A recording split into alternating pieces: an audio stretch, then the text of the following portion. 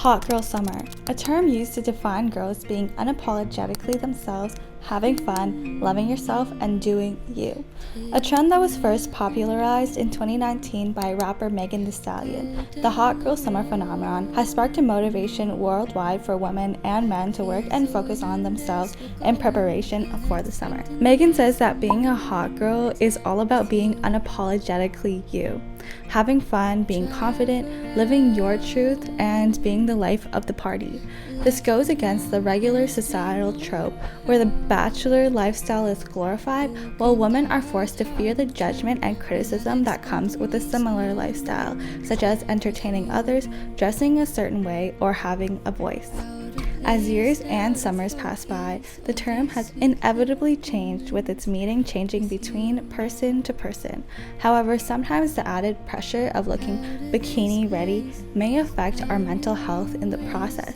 Here's where Healthy Girl Summer comes in. What if this summer was the most transformational one of your life?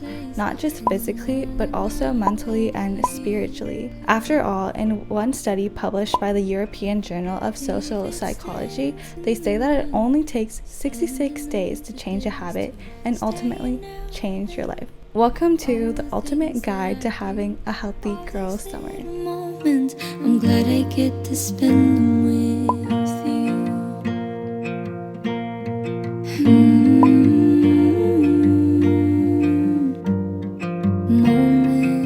How many times have you been afraid to do something just because you're afraid of people judging you and thinking that you'd be cringy?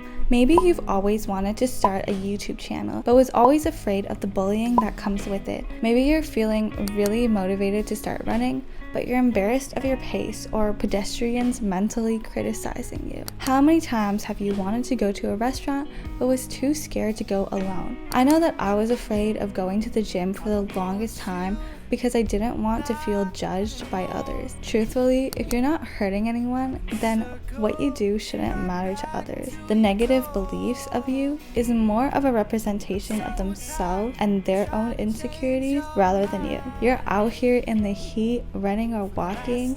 Even if you walk at the slowest pace ever, that's still infinitely times faster than those who are sitting on the couch. The same applies to our own mindset. Don't judge others, just doing their best.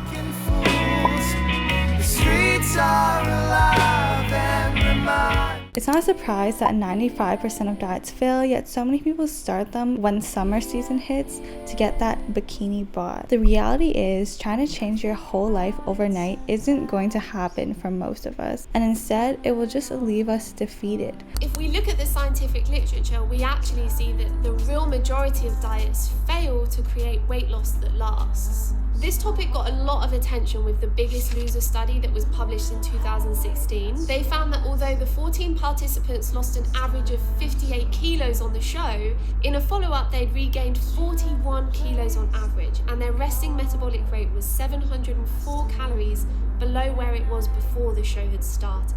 I just slipped back into my old habits really quick within the next year or two, and within about 4 or 5 years I'd put back on all the weight. Many people who look healthy or seem healthier on the outside might not actually be truly healthy on the inside. Instead, I like to start small and change your habits and mindset instead of reverting to a crash diet. When you do small changes to add or take away, I find that it leads to long-term results. Telling yourself that you absolutely cannot have chocolate ice cream, like a lot of diets do, only makes me personally crave it even more. Instead, it's okay to have things in moderation, but also focus on all the things that you can add more to your life. This includes delicious healthy new recipes, enjoying a fresh new smoothie, or appreciating your body for what it can do. Stop looking at foods in black and white, healthy and unhealthy. An apple can be a healthy snack, but not if it's covered in caramel and chocolate. On the other hand, pizza is generally regarded as an unhealthy food, but it can be added to a regular meal or made healthier by adding some veggies on top. I remember when I was eating horribly every single day. Extra large pizzas, donuts, and sugary drinks. I felt so terrible, not only internally but also externally. The lethargic feeling that followed every single meal was not worth the enjoyment in the moment. Eventually, the foods you consume, you won't even want to eat the unhealthy food and the greasy foods anymore anyways. And if you do decide to eat them once in a while, you won't feel guilty because you know that's not your everyday lifestyle. Begin with healthy habits such as incorporating veggies and fruits to every meal and drink a glass of water every morning. Anyways, I could go on and on about this, but let's move on to the next section.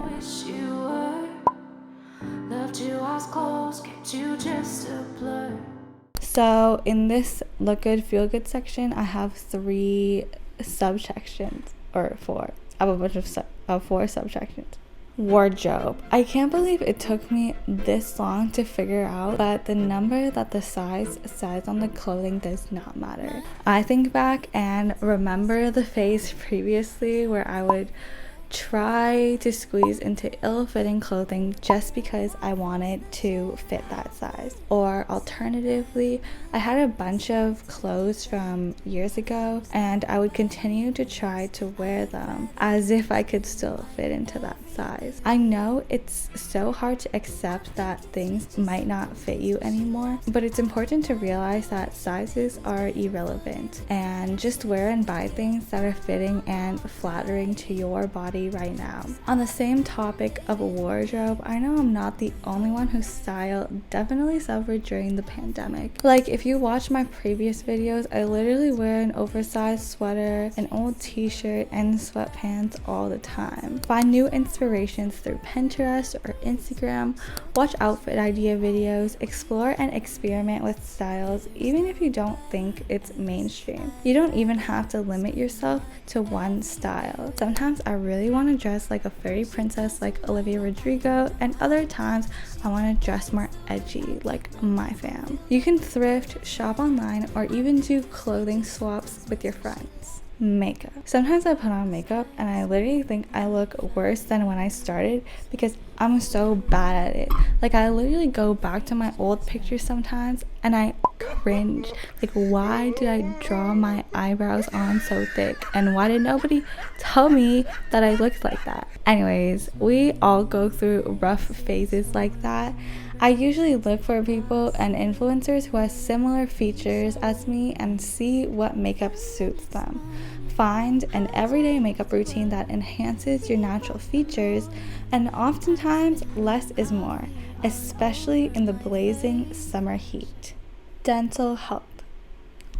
Sometimes we get so caught up in all of the extras like hair masks, bubble baths, and face peels that we forget to master the true fundamentals. Brushing twice a day and flossing at least.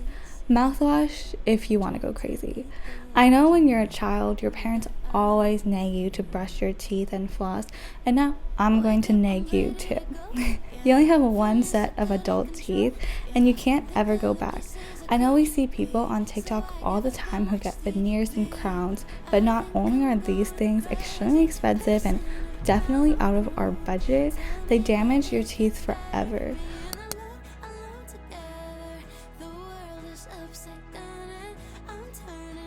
Okay, let me tell you just why this kind of treatment is so dangerous. So teeth have a certain thickness. Obviously in the center is where the nerve of the tooth lives. Every time you prepare a tooth, you get closer to the nerve and you heat up the tooth, therefore compromising the nerve. So when you prepare the teeth to pegs like this, you compromise the nerve, and ultimately you will need a root canal treatment and the tooth will eventually fail. That's called the restorative cycle of the tooth. We expect to prepare teeth when people are a little bit older and the tooth has had a filling and all of this kind of stuff. But when you're 18 and you prepare the tooth down to a peg and you compromise the nerve, it's not going to be long before you're going to need a root canal treatment and the tooth ultimately needs to be removed. So you're going to be paying a lot more money and having a lot more treatment just to repair the damage that you've been done. So please don't do this, especially not when you're 18. 1 in 4 adults in the US have untreated tooth decay. You do not want to be a part of that statistic. Skincare. I'll be the first to tell you that taking care of your skin can be really rough. I've gone through many phases with my skin, from acne to dryness to redness, and take a bit of time to research what you really need for your skin. In order to get where I am today with my skin, although it isn't perfect, instead of reading articles or reviews, I went to forums like Reddit's Skincare Addiction and read real life stories of people with similar skin issues. That way, there's no hidden affiliate links or advertisements that you may see on blogs.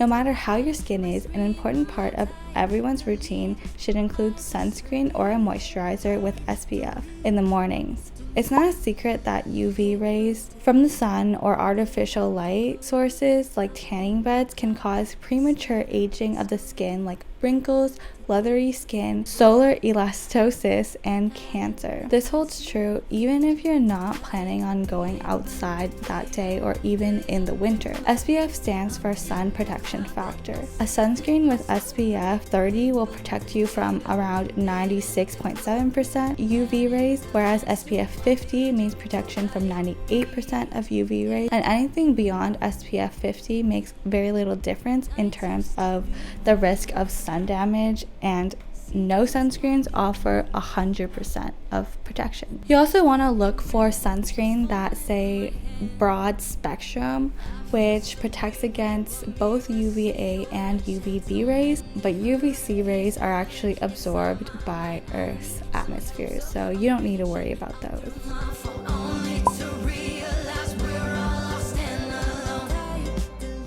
When you think of working out, what first comes to mind? Maybe it's a woman with washboard abs, lifting heavy weights, or squatting at the gym. Maybe it's someone wearing matching sports bras and shorts running a half marathon without a sweat. I don't know about you guys, but sometimes these activities don't seem too appealing. The reality is, working out isn't just running and weights. Working out is so much more. It can be playing soccer with friends, doing Pilates, or even putting on your favorite playlist and going for a hot girl walk. Of course, the first and most important thing is identifying your own personal goals and alter your workout routine to fit those goals. But for most of us, the place to start is to just find workouts that we enjoy and to build a routine and stay consistent. How many times have we jumped into a YouTube workout program that has an hour or two of workouts 6 times a week? Eventually, after 1 or 2 weeks, I don't know about you, but I get completely burnt out and I don't even enjoy the workouts. 2 years ago, my YouTube recommendations were flooded with 2-week before and afters showing dramatic results, but that view can be extremely toxic. It's better to stick to a consistent workout regimen that will make you feel good inside and out. People always tell me to drop my workout routine, but honestly, it changes all the time. The most important thing for me is to always be consistent no matter what the exercise is, and being realistic with my goals, as well as giving my body adequate amount of time to rest and stretch. What you said, I tend to second guess myself. Thank you so much for watching this video. If you liked it, please like and subscribe. If you have any tips down below, definitely let me know, and it's gonna be the best summer ever. Okay, bye. If you feel the same, wondering if my heart's okay.